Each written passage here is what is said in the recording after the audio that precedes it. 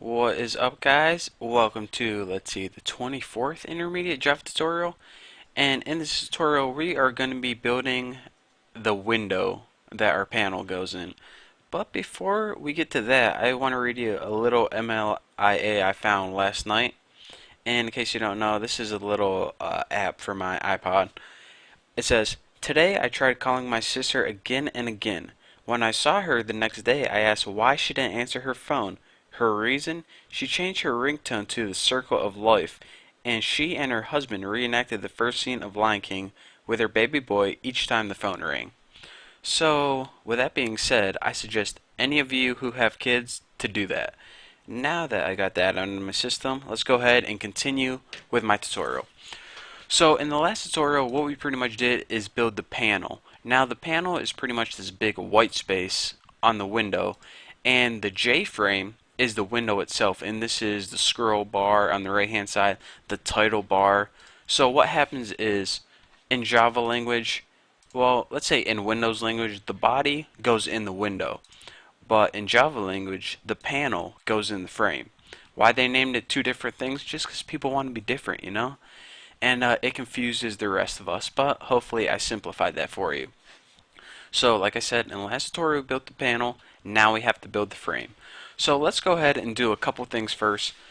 Our program consists of a slider and it's underneath a panel. So let's go ahead and let's make that slider right now. That's what I'm trying to say. J slider, and this J slider is already a class, so don't worry about building this.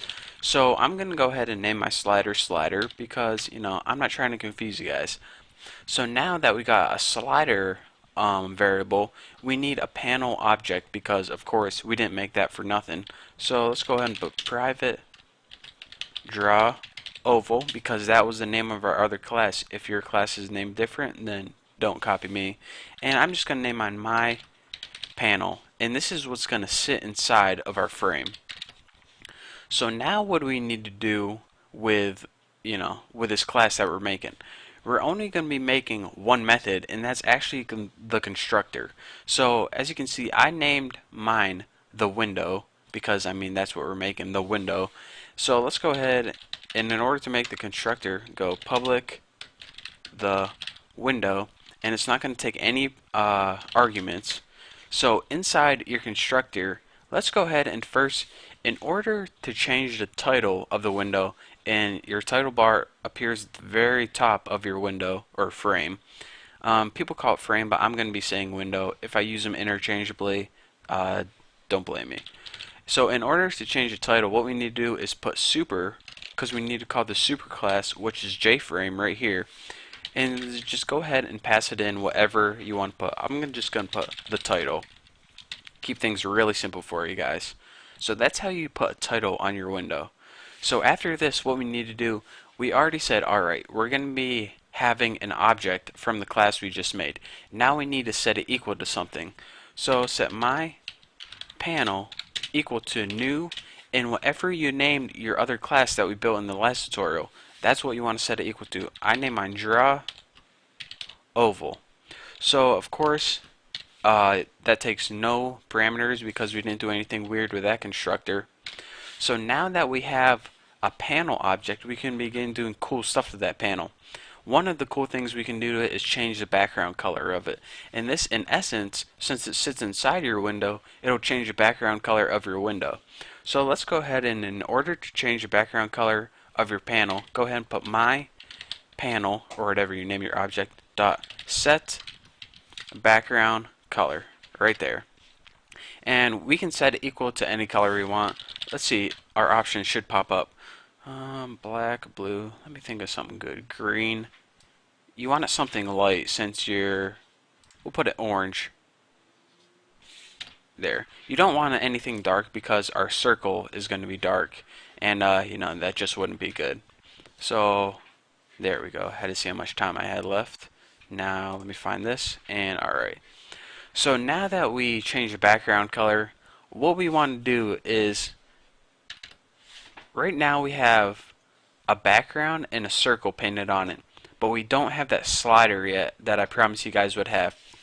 So what we want to do now is set up that J slider in we need this in order to control the diameter value. So we already declared it up here called slider.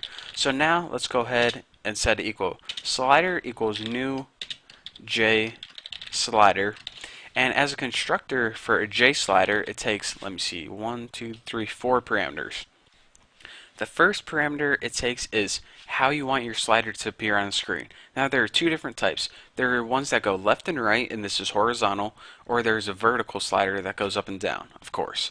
So we want the left and right kind because it just looks better in our window. So swing constants dot horizontal. It already popped up for us.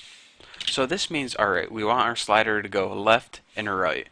So it takes three more parameters after this. The first one is the minimum and maximum value of our slider. So let's say we want a minimum of 0 and a maximum of 200. And this means our diameter of their circle can go no less than 0 and no more than 200. And of course you can change this depending on how big your window is, but my window is only going to be like, I don't know, like 150 pixels wide, so I don't want my circle to be like 1,000 pixels wide. And the last thing you want is just go ahead and put 10. I'll tell you guys what that means later on. So aside from just making a plain old slider, let's do some cool things. Let's spice it up a little bit. So let's go ahead and take our slider object, and the first thing we want to do is put set major tick spacing. Now you have the option of putting something called ticks on your slider, and what this is pretty much little hash marks so you don't get lost. And you can put these as often as you want. I'm going to put mine every 10 pixels. So as your argument, just go ahead and put 10 in here, and this will set your ticks every 10 pixels. And now that you have them every 10 pixels, you need to do one more thing, and this is weird, I know, but it's a necessity. You need to put set paint ticks right here and set this equal to true. So set major tick spacing says how far apart you want your ticks, and when you put set paint ticks true, this actually paints them on the screen.